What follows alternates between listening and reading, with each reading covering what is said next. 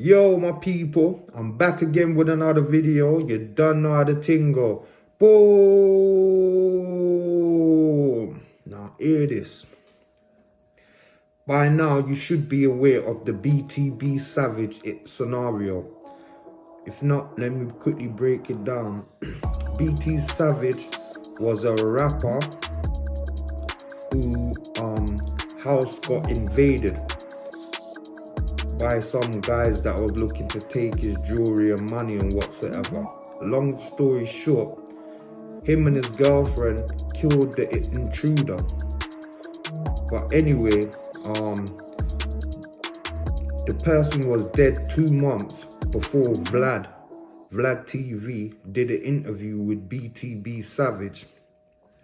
And on this interview, he was kind of braggadocious, you can say, how he got rid of how he got rid of the intruder. He might have told fibs, he might have told the truth, who knows. But he also posted some Twitter pictures of him standing in the man's blood. Now I know some of you lot will say that's crude, that's mad. He's got no reason to do such things. But if he would have died, I'm sure the other guys would have had him on the internet the same way. Anyway, long story short, he posted those things on the Twitter and then boom, straight away, he got domed himself. He got followed 3 hours out from where he lives or some mad shit like that. And a Saab, a black Saab, was seen following him. Anyway, they sprayed him up with 72 shots. So we're just gonna jump straight into this reaction thing, innit? Without further ado. You see me?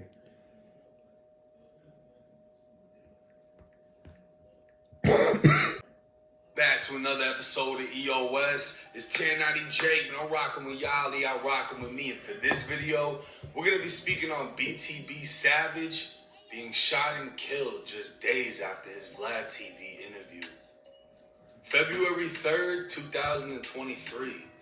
Just before 11:30 p.m., the San Antonio Police Department responded to the Augusta Flat Apartments after reports of a shooting.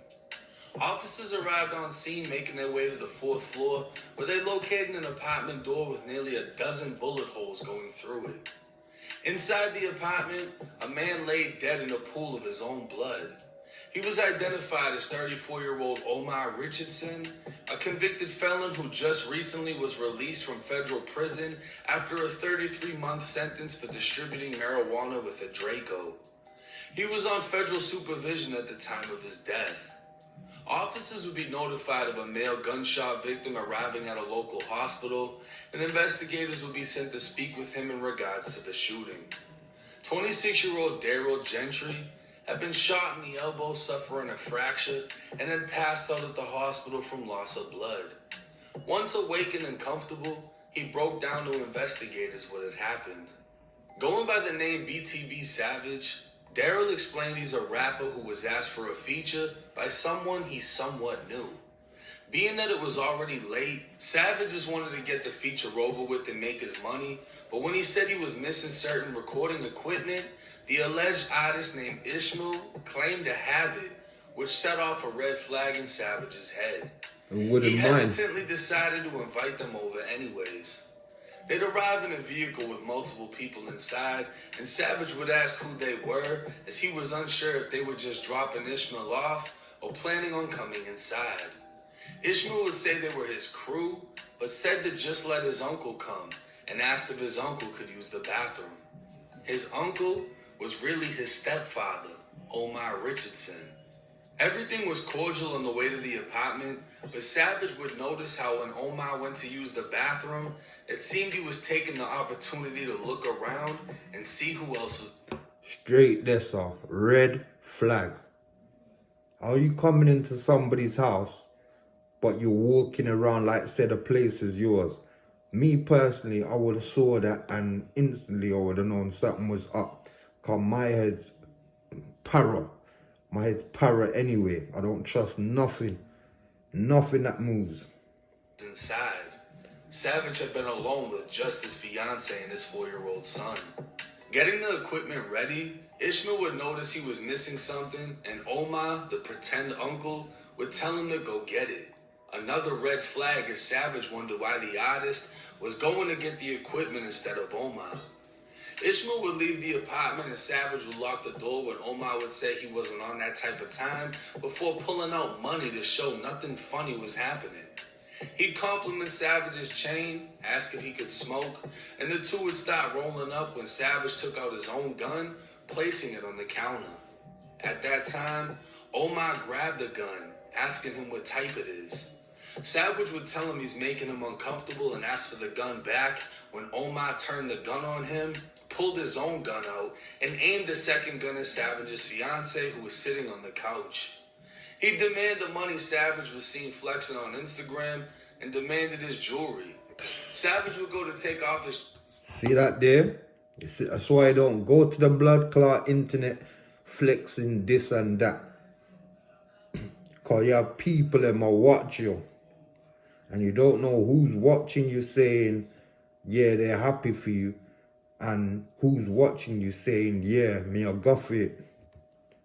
Chain when Omar moved in and Savage wrapped up while the two wrestled to the ground as a shot went off. Savage's fiance was able to get control of one of the guns while Omar was on top of Savage.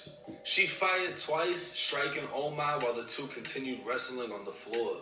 As the two wrestled in blood, shots started firing through the front door into the apartment by gunmen outside. His fiance would fire 2 shots back out the door when Savage told her to shoot Omar again. She'd aim, fire, and strike Savage in the elbow, fracturing his bone while his arm went limp. She'd shoot Omar again as the bullet wounds now started to take a toll on his dying body as he tried to get up only for his legs to buckle. He'd then crawl while Savage placed his hand over Omar's, firing the gun to empty out the ammo. Once Omar realized he was defeated, he started begging for his life. Savage would take his sleeping son and fiance from the apartment, leaving Omar to die as they made their way to the hospital. Investigators would tell Savage they were ruling the shooting as self-defense, and behind the scenes, a relative of Omar's would reach out to Savage, telling him his brother was in the wrong for what he did, especially with Savage's son being home. He'd further state there was no beef and they were willing to accept the loss, and it would seem things would be able to move forward without consequence until social media lit a fire that couldn't be put out. Vlad TV would get in contact with BTB Savage for an interview, and according to a source close to BTB, had to somewhat convince him to do the paid interview by promising how viral he'd become and saying he'd promote the mixtape. Those close to Savage, especially family, warned him to leave it alone. This interview would be the match that lit the fire.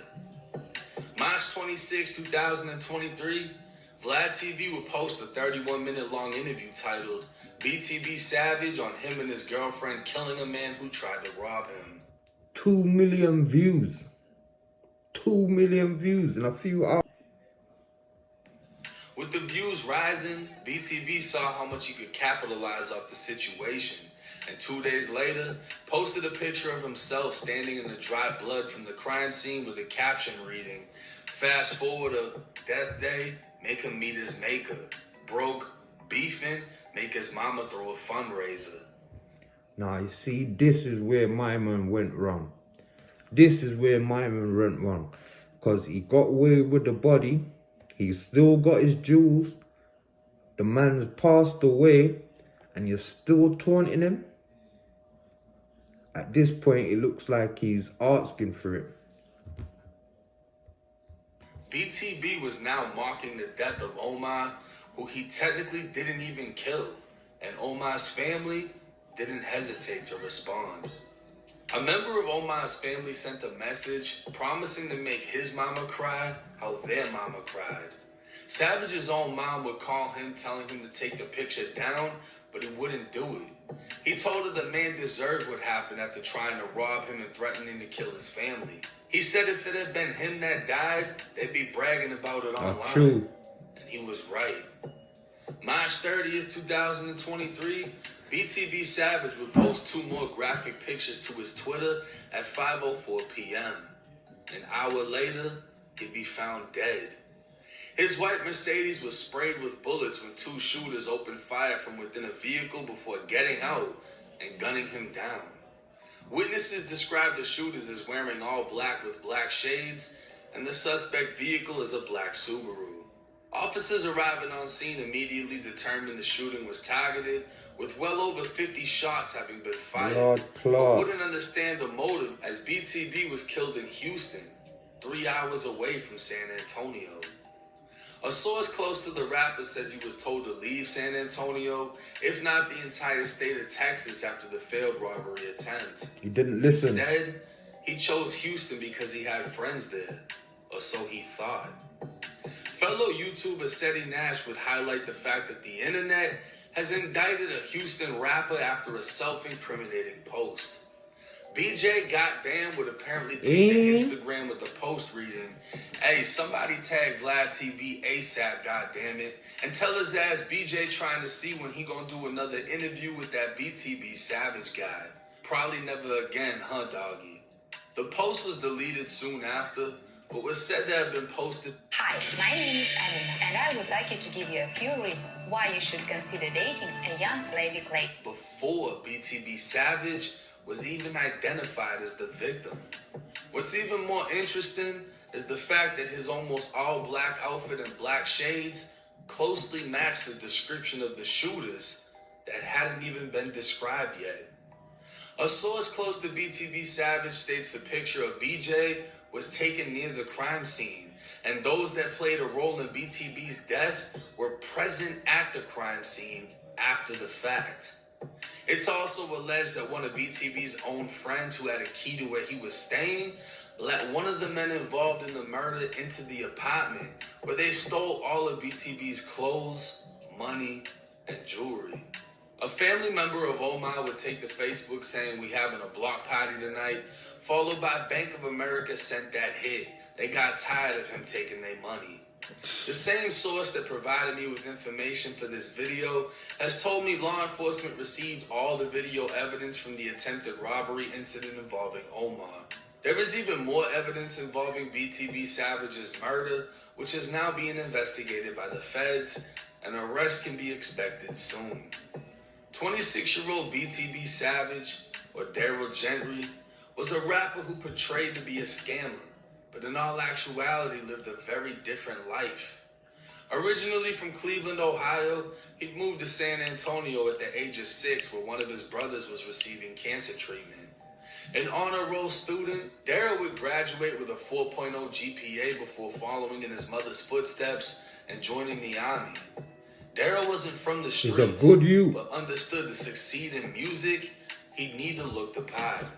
He didn't portray to be a killer, and when a man tried to rob him, he fought back while his fiancée was able to wound the man so their family could escape.